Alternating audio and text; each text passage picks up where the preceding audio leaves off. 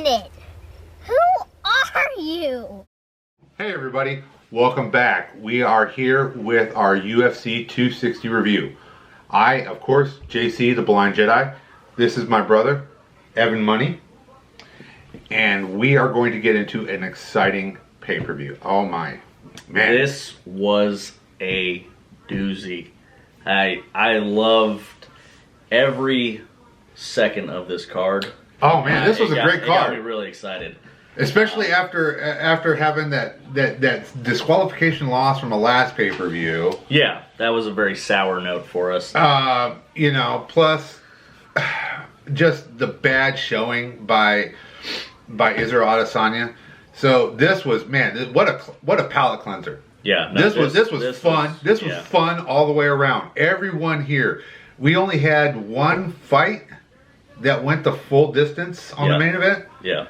On the main card, one fight that went the full distance. It was exciting, and everything else. Yeah, even with the second title fight getting scrubbed due to COVID, which was unfortunate because it was going to be a good fight, in my opinion. Mm-hmm. This really was such a great card, and I don't think that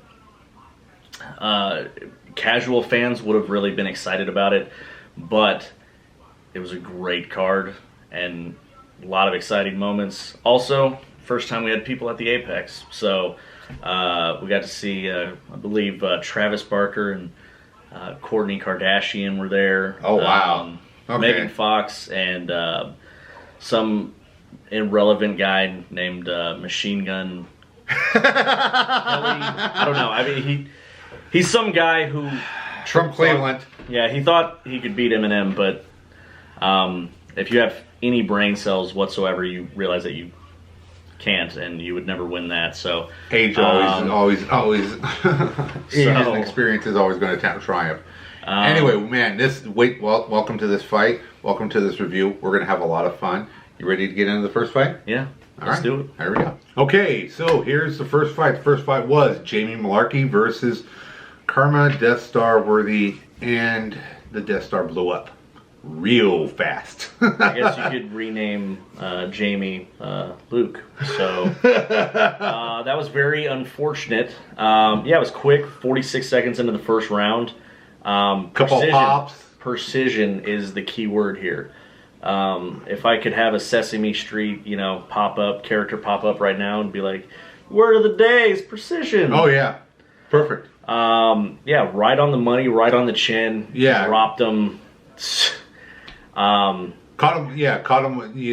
With the counter left hook. Yep. As he was coming off, and you could see. I mean, for a moment, and then his body just stuck there and then fell.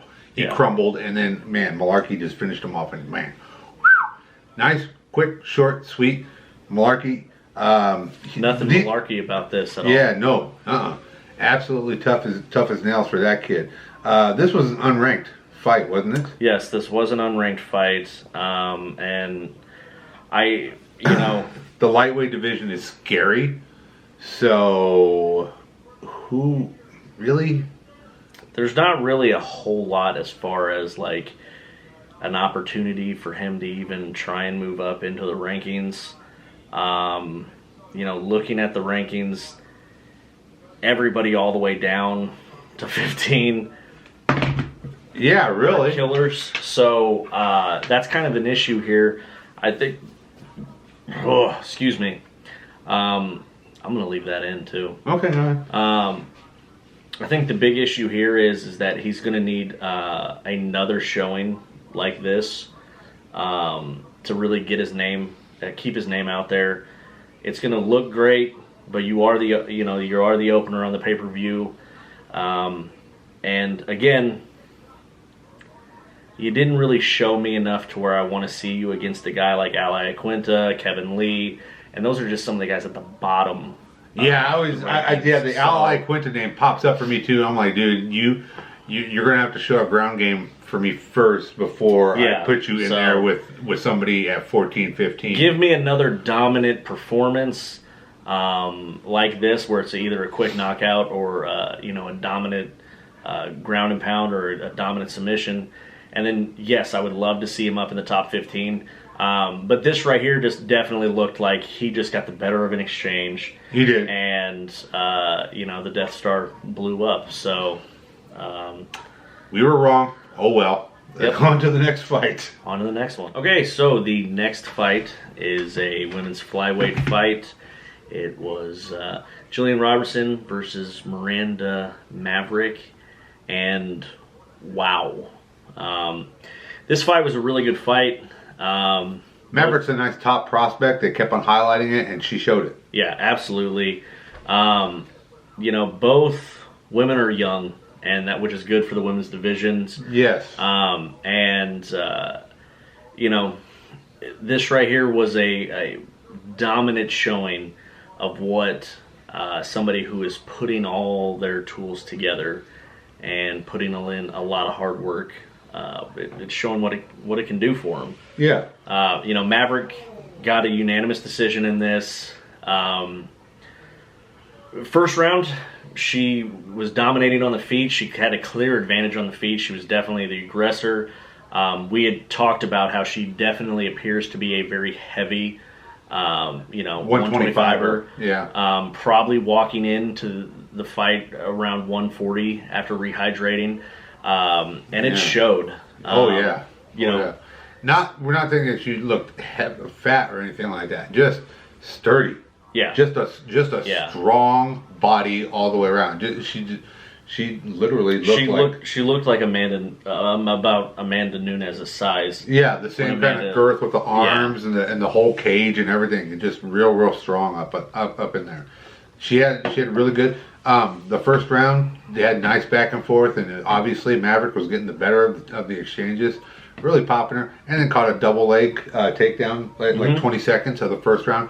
In the second round, this was the great part, because in the second round Miranda started out winning the stand up again, and then Robertson ducked a Superman punch, if I think correctly, shot a double leg, stuck with it, ended up getting a bear hug pull down, and sit down for a takedown, and then we spent almost the entire round with Miranda Maverick playing defense the whole time, and the whole time we were like, man, well, you know, she doesn't really. I mean, she's in trouble. She's fighting to get up, but there were no real serious attempts. There's a couple times where they tried to pull an arm bar or something like that, but no, she worked herself well out of it. Even pulled herself back up, and then when like the last 30 seconds of the round, got free, started a stand-up war, and almost stole the round from her. Stole the round on 2 judges' scorecards, as a matter of fact. You know, the second round was definitely probably the highlight of what this fight, you know, was because Robertson definitely was supposed to have the clear advantage on the ground, and you know, for Miranda to take it to her like that, she was more active playing defense, that her defense became offense. She was throwing punches. You know, she at one point, you know, she was counterattacking on the bottom. Jillian was on her back, and she kind of looked and just threw a couple like that of like, hey, I'm not giving up. Yeah. And so in the third round, I think the third round, Julian came out very flat, tired, exhausted, and I think she knew there's no way I can win this fight. Yeah. She kind of looked defeated. Miranda continued what she was doing, even got in takedowns herself, you know, continued to dominate on the stand-up. Yeah, they really looked like 2 snakes fighting each other at every bit when they were on the ground. But it was obvious that Miranda was just a bigger, stronger opponent. Yeah, absolutely. You know, from this, I mean, obviously, you know, Julian's going to fall out of rankings. And we were kind of discussing, before turning on the camera, kind of what the rankings look like. You know, with Valentina, you know, my love, at the top of the division. We thought her little sister might be a good fight. I think to see where Miranda Antonio would go would be a good fight. And if you really wanted to test her, I know you had brought up Jessica I. Yeah, I mean, we've seen I losing a couple of times. We might as well let her see what happens on the way down, taking somebody on the way up. Yeah, those are always because we're going to see that here in a few minutes. Yeah, the one thing I don't want to see out of this is I don't want to see Maverick get pushed too soon. I don't want to see. Yeah, I don't want to see her Darren Till, Brian Ortega, Francis Ngannou first title run. Don't throw her to the wolves in the top 5. Those women are still in the top 5 for a reason, even though they have all lost their title shots. They're still top 5 for a reason. Yeah. A ranked opponent is definitely due. She by default kind of takes that number 15 spot. The gatekeeper into the ranks. Yes. Like I said, I think Antonia Shevchenko would be a great fight for her. Jessica Ai would be a good fight. Ai's sitting at 8, so not a huge jump. If she beat Ai, she would be at 8. I don't think you move her up any higher. No, absolutely not. You leave her at 8 to get her to 5. Yeah, beating Ai, then I think you could give her somebody in the top 5, because the top 5 kind of is jumbled and a little bit of a muddled mess now. Especially when the title holder is not losing. So with that being said, it was a great showing. It was a great showing of what... Much longer fight than with the last one, so we had a little bit more to talk about. Yeah, definitely a good-looking prospect. Miranda, Fear the Maverick, was on top of it, and we got that one right, so... On to the next one. Okay, and so the next fight is the Sugar Show. Sean O'Malley versus Thomas Almeida. This did not go all 3 rounds, but it did go into the 3rd round. And of course, Sean O'Malley came out on top, but Thomas Almeida is a dog. Man, Sugar, he came out, he put together the 1st round, and it looked like he was going to have a walk-off knockout in the 1st round. Landed a beautiful head kick, which stumbled Almeida, and then he hit him with the left. Came in with the left hook, which dropped Almeida to his butt. And Sean walked off. And the rest said, keep fighting. Yeah. Because Almeida just popped right back up. And everybody was in disbelief, including Sean. Yeah. It really took him till the 3rd round to realize, I have got to put this guy away. Yeah. And he did. He worked on that leg. He worked on that front leg of Almeida. And to Almeida's credit, dude, and like I said, man, he's a veteran. He is tough as nails. And even Sean said it. He's like, man, that guy is tough. He's one of the toughest guys out there. And he deserves every bit of his recognition because he took it. And Sean eventually got the better of him. And in that 3rd round, he hit him with I believe the left cross. No, it was a small right uppercut. Oh, that's right, yeah. Almost in a clinch type setting that dropped Almeida. Almeida fell face down, rolled onto his back. Sean again walked off. The ref didn't do anything. Sean came over, walked over to him, and dropped a bomb. Bad. It was ugly. It was a nasty shot. It looked painful. Realistically, you could tell that Almeida was already kind of like, he's walking away. The ref waved him off, and he ate the shot because the ref didn't call it. I blame the ref on that one. So do I. It was an unnecessary shot. Rogan said himself, I don't know why why the ref felt he needed to do that, because he wasn't defending himself. He didn't even see that shot coming. Yeah. And you could tell. Man, and I'm glad, like I said, Almeida is tough as nails because he had his eyes open after that, and when they raised his hand, but still, man, hats off to Sean O'Malley, man. He's back on track. He looked pretty good. He took some adversity here. Really great stand-up. Really, really good stand-up, and he plays that long game really, really well. He kind of looks like how John Jones looked when he first came in. People didn't know how to deal with the length of him, and the unorthodox striking methods that he would throw at people. And I think that is a real good example of what Sean O'Malley is. I mean, his stand-up is so unorthodox, and he's so long for the division.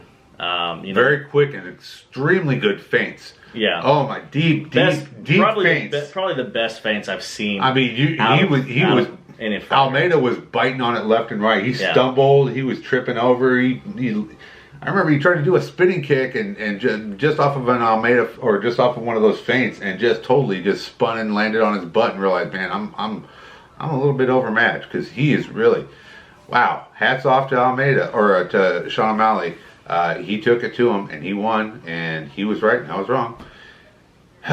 Now, as far as who I think Sean O'Malley should be taking, there are two names on this list. Obviously, we can give him Marlon Vera and put him right back and put him into the top 15 rankings. I, on the other hand, want to see him go up against Cody No Love Garbrandt. Wow, that is a thrust. That is throwing Sean, I believe, to the wolves. Cody right now is currently ranked number 4 and is arguably the next guy after Peter Yan and Aljamain Sterling fight again, which I was assuming was going to have to be the case, but nothing's been announced for the title. But Cody, there are a couple other names that you want, but I want to see him go up against somebody that's as tall as he is. That's why I had Cody really, really high. That's why I had him up there with Cody Garbrandt. There's a few other names you could throw him to, like Pedro Martinez. You could throw him to Frankie Edgar. You could even Javier Sansao, the guy that lost to Nobra. You could give him any one of those guys, and I'll bet you he's going to pull out a win and be that much closer. So we could take one of those intermediary fights, but I'm thinking he's. Now, what do you? I think he's up there in a fight. Now, hear me out, because what I'm about to say is also kind of throwing him into deep waters. Okay. But due to his unorthodox style, yes, I want to see him against the former kingpin of the division, Dominic Cruz. Oh, okay, yeah, I'll take that. I would love that, because here's a guy who can handle the speed that he throws, and somebody who is not afraid to wrestle. Yes. Dominic is a great wrestler. I hate Dominic Cruz. I'm not a big fan of him, but I do know that boy can wrestle. Wrestles well. So I would love to see him take on Dominic Cruz. I think that's and that what Cruz is what 9, 8, Yeah. 9. So that would be a spot to put him. That was something that I thought of as far as stylistically. I like that matchup, and that is a matchup that I would love to see. Yeah, and that's a matchup that you could put as a headliner on a fight night, and it would ratings would. You could put that on ABC. You could put that on ABC Fight Night. So. The other guy I was thinking of was a guy like Jimmy Rivera, very underrated in the division. Yes, but he's a very tough opponent. Yes. But you know, that's if you don't want to give him somebody in the top 10. So, okay, so co-main event. Tyron Woodley versus Vicente Luque. Wow. Okay, so this is the best we have ever seen Tyron Woodley look in over a year. Yeah. Man, he came out and he pushed. He came out and he put Vicente right to the fence and just ground his back like he was making hamburger meat. And he had some strong punches. This was the Tyron Woodley of old. Man, this is the guy. Where the hell has this guy been? This is the guy that. Wow, man, we miss this guy. Beat and destroyed Robbie Lawler, and held the division in check for so long. Unfortunately, it lasted for about 3 minutes. Vicente is. He's a true warrior. He's a hoss. Because Vicente got hit, got rocked, and then rocked Woodley. Rocked him bad. I think what we see here, first off, Vicente won with a Dar's choke, but the punches were really set it all up. I mean, he had Tyron Woodley walking on still legs.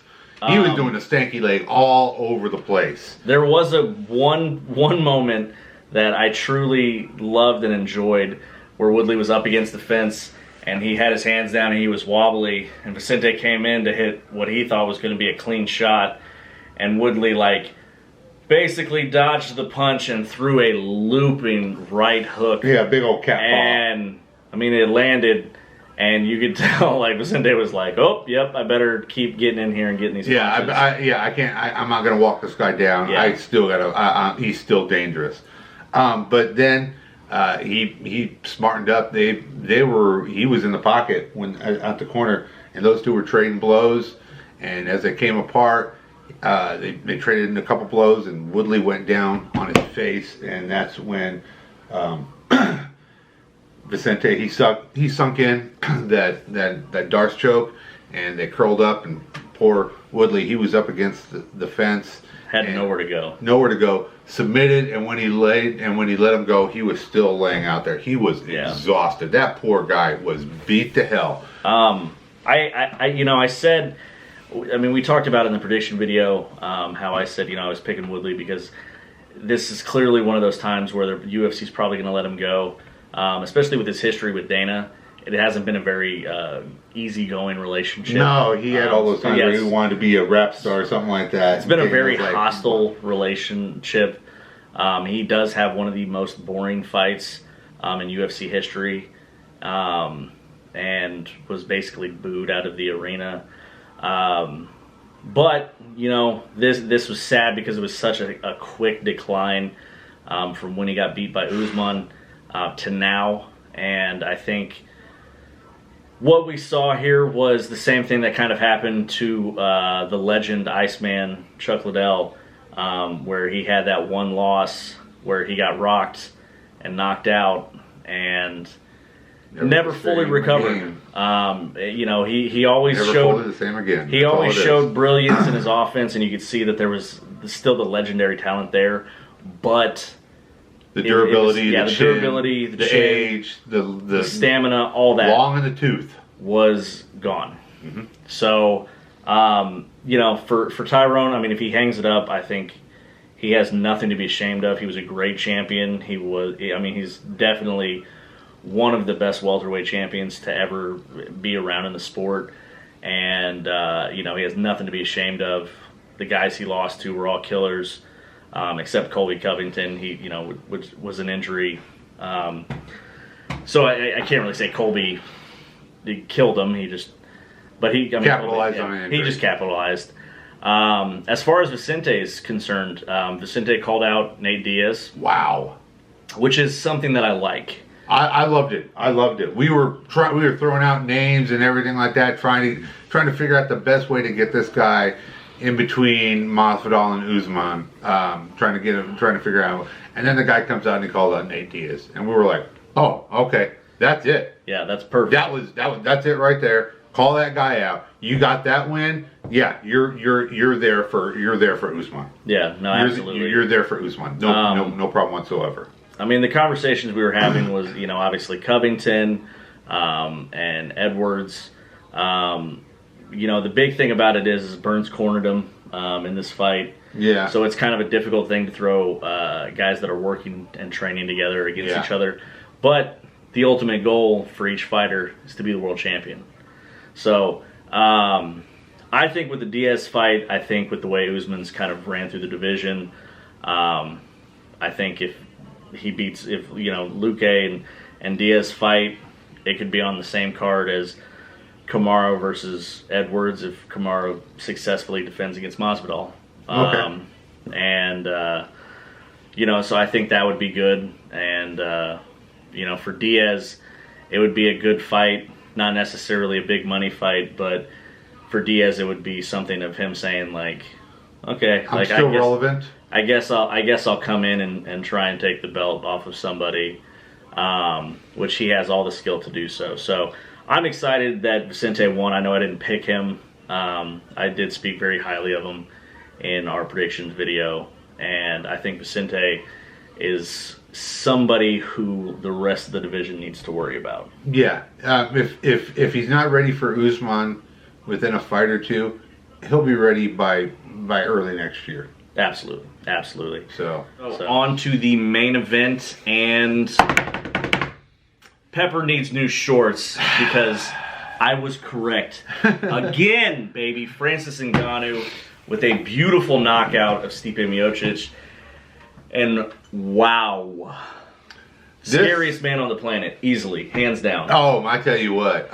Okay, so man, this was the best redemption story I've seen in a long while. Oh yeah, absolutely. First of all, to talk about Francis Ngannou and his just being able to get out of Africa, and just being able to and then spending years getting caught, and then all this, and then to make it over here, and then the success story that he is today, incredible. But the fight was just that much more better. This was the learning experience from the first time where he rushed and he got beat and everything like that. And he even said it in the post fight. I learned this was a positive experience. And when he came out today, everything was right. Yeah. He was patient. He was measured. He sprawled. He got the back. He hurt. Stipe so bad. Oh, it was brutal. He had him hurt in the first round. Didn't lose focus. No. Didn't lose focus at all. Stipe tried to take it to the ground, and man, that sprawl was incredible. The sprawl was completely beautiful. The beauty of the sprawl was, as we were kind of discussing in between breaks, my nephew and I, Francis used all power to complete the sprawl. Yeah, Stipe was in deep. It was not technique. So for a guy who is not good on the ground, it shows you the kind of sponge that Francis is. And the type of power he has. Yeah, because remember, he has not been fighting for very long. No, He has been in the fight game for a short period of time. And to see how far he has come is such an amazing story. If you guys haven't, like my brother was saying, if you don't know his story, go check out his episode on Joe Rogan's podcast. Yes. He talks about it in depth, every detail. Yes. Bring Kleenex because it's a tearjerker. Oh yeah, and it really reminds you of how blessed we are to be where we are at right now. So if you feel like life sucks, believe me, you have no idea. It can get so much worse. And you have no idea. This was such a beautiful moment. Like I said, I knew the one thing that was for sure was that the octagon size could play a factor in a lot of fights with, for strikers. But Francis has continuously proved that it doesn't matter what size octagon, or you could be on a box in the middle of an alley in the middle of New York. It doesn't matter. He knows how to throw hands, and he knows how to knock out people. Now, to Stipe's credit, he took about a half a dozen shots. Yeah, when Francis sprawled, he ended up being able to take Stipe's back a little bit, and he was landing some vicious punches. The same thing that he was doing to Dos Santos. Yes. From behind, just hitting him in the face. And there was another one where he caught him with like about a 3/4 strength leg kick right to the head. Yeah. That was vicious. And the sad part wasn't only a toe hit Stipe, but it still was enough for Stipe to move. And clearly, had Francis landed in the entire foot, it would have been a KO. It would have been a sleepless in Seattle, no issues here KO. Absolutely. But in the second round, he came out even more measured. Yeah. Hurt him a couple times. Stumbled him and threw Stipe back into the ring, or back into the cage. And Stipe went in for the kill, backed up a little bit, and as it came around, Stipe hit him with a glancing right. Yeah. And then caught him and gave him just a little bit. He's like, oh, and then he went in and just got clawed. He just ran into Ngannou's fist. Fell backwards so bad that he had that Mirko Cro Cop knee bend backwards. Yeah. It was ugly. And Ngannou saw it, and he went to give one more hammer strike before Herb Dean was chasing, he was running, he was trying to get Herb, he was trying to out-hit Herb Dean. Herb Dean, he could feel Herb Dean running to save him, and he's like, no, I'm going to hurt him one more time and put an exclamation point, and he did. And wow, game over. Francis Ngannou, baddest man on the planet, heavyweight champion. Congratulations. Twitter is blowing up, as it should be, because like we had talked about, the next fight is, of course, John Jones. as the only person sitting here right now that is a John Jones fan, I believe that John Jones does have a good shot against Francis. His unorthodox style of striking is very hard to prepare for. Also, John is definitely showing that he's carrying around a 250 frame right now. Yeah. And John is a very underestimated or very unrecognizable, I don't even know how to put it. Nobody expects him to wrestle because that's how good he is standing up. I mean, you don't expect him to be as good as he is, but he is that good.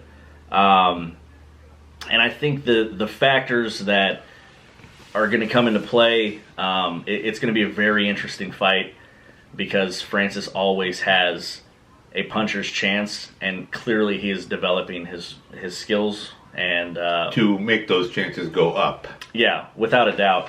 Honestly, we don't know when the fight's going to be, but I was saying, right after the fight that if Francis beats John, the division is scared. That's it. You're going to have a division that doesn't want to come up to fight the champion. We got one more fight we can make. That's him and Lewis 2. That finishes the other loss that he has. Yeah. Although, with that being said, Derek Lewis has stated that he is not really too big on fighting 5-round fights. No. But I don't think he'll have to worry about it. I don't think happening. so either. The only other fight that would even come up for Francis would be a guy like Cyril Gane. I know you kind of cringed at that a little bit, but Gane is on the rise. But no, I mean this right here, taking down the greatest heavyweight champion. We were kind of discussing that it's really hard to have classify. the longevity. Yeah. You're not going to have a GSP type career. No. As a heavyweight, the bodies are too big. The damage is too devastating. You're just going to have knees, elbows, shoulders, hands, head. Yeah. Everything's just going to go. I mean, so it's too devastating. But man, this is Francis' time to shine. Hats off, and man, yeah, what a pay-per-view. No, this was definitely. Here we are doing this before midnight, so thankfully. Yeah, no, I mean it's 11:30 right now, and the last two fights, man, were less than 15 minutes altogether. Yeah, so great card. We got to see some of the future, and we got to see a lot of torches being passed, and I think that is what's so exciting about this sport. Oh man, I tell you what. Have new prospects coming in all the time. Be on the lookout for some of these amateurs coming up. If you don't get a chance to watch any of the amateur stuff that's going on, you're missing what could be, you could go out to a rundown it's one thing to go, it's one thing to go, it's one thing to watch the NFL. But you know what? Yeah. When you watch the high school games, that's when you're watching the high school games and you're watching the younger games and stuff like that, that's where they're starting at. Yeah. So that's you might go watch a fight in a gymnasium, and you might be looking at a guy in 2 to 3 years is fighting for the title in the UFC or in Bellator or in ONE FC. Really, I just encourage people who don't watch the sport to get into it. I mean, it's such a beautiful sport. This is a work of art that these guys are creating, and I mean that sounds a little weird to say, but sounds very Kenny Omega. But it is. This is the highest level of combat sports. From the very early beginnings of where it was, is karate better than boxing? Is jiu-jitsu better than boxing? And all those different questions. And now it is evolved to where you have to have it all around. And then these current athletes are good everywhere, and they develop certain skills that are just beautiful to watch. Yeah. When they connect, you see, man, lights shut out. Man, you can watch guys losing the ability to learn calculus on some of these hits. Yeah. No, that's the beauty of the sport is it's just continuing to get better. And all the guys that are starting training right now, all the kids that are in training right now, they're the people that are getting the best time because they know they have to be good at every facet of the game. So Looking forward, you know, I believe the next one is not for almost a month, I believe. Because it'll be Kamaru Usman versus Jorge Masvidal 2. And we will also have Rose Namajunas versus Weili Zhang and Valentina Shevchenko versus Jessica Andrade. Good card. Yeah, that's a good card. That's a good card. We also have